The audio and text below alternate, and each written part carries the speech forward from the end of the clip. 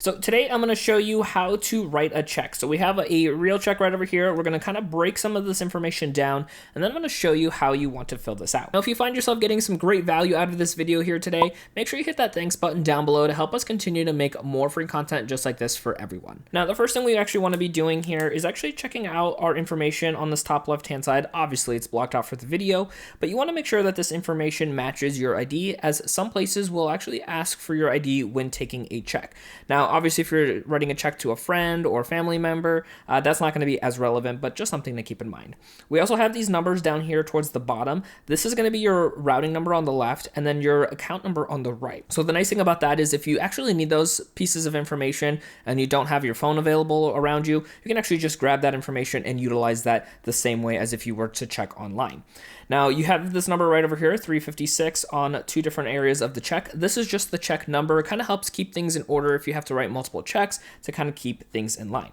So now let's go ahead and fill out this check as if you would need to be sending this to somebody or, paying a company. So first you're going to have the date here. Typically, you're going to write the date that it is for that day. If you want to write it in advance, so maybe you don't want the check to be cashed until a couple more days, go ahead and put that date later down the road. But we're going to go ahead and put the actual date here from recording this video. What we want to do with the year ideally is actually write out the full year. Don't abbreviate that. So we're going to do full 2022 here for us instead of just doing 22. That just makes it look a little bit easier for us. And then you're going to see here where it says pay to the order of. Now this is going to be either to the company or to an individual. Now if it's for a company, make sure you get the right information as far as who to make the check out to. You can usually ask the company and they'll let you know.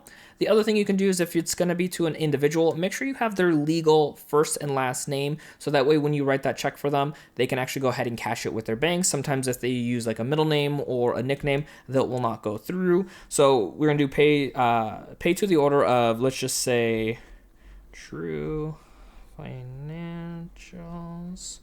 So we're just going to do it to my own company here as this example. And then on the right over here, you're going to see a box with a little dollar sign in here. This is going to be the amount that you're going to be putting in numerical numbers. So we're going to see right over here today, we're actually going to do $130.69. So right over here, this is going to be the amount that we want to be sending this money to this person or this company. Now this next line down over here, this is where you're going to actually go ahead and write out the total that you're going to be paying, which is going to be from that box over here. So in this example, we have that 100. So we're going to write 100, and then we're going to do and then $30. Now you notice here that even though I'm writing dollars and it says dollars here, I still go ahead and do that for myself.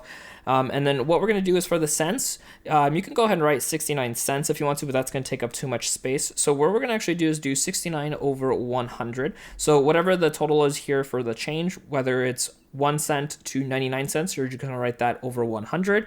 And then if you want to, you can kind of go ahead and cross off the rest of there just for extra security to make sure that nothing else can get written in there as well. Now, obviously this is a shorter dollar amount. So if you do have a lot more, make sure you write in smaller margins so that way you don't accidentally run out of space. Now over here, you're going to see where it says memo. This, you can go ahead and put whether it's an invoice, you can put the invoice number. So if it was like invoice 332, you can write that, or if it's for like rent, you can write rent, whatever you want. So that way, if you got a photocopy of it, you understand and remember what this was for. And then over here, this line over here on the right hand, this is where you're going to do your signature. So that way you can go ahead and sign it and make this an official check ready for somebody else to go ahead and cash. So we're going to go ahead and do that. Do our signature for us right over here. All right, so now we have everything filled out and we are good to go. We could tear this off and hand over the check to the person that needs it. Now, if maybe you messed up some things on this check, you actually do need to make sure you void the check. And I want you to check out my next video right over here on screen to learn exactly how to do that. My name is Dennis, and I want to help you in that next video.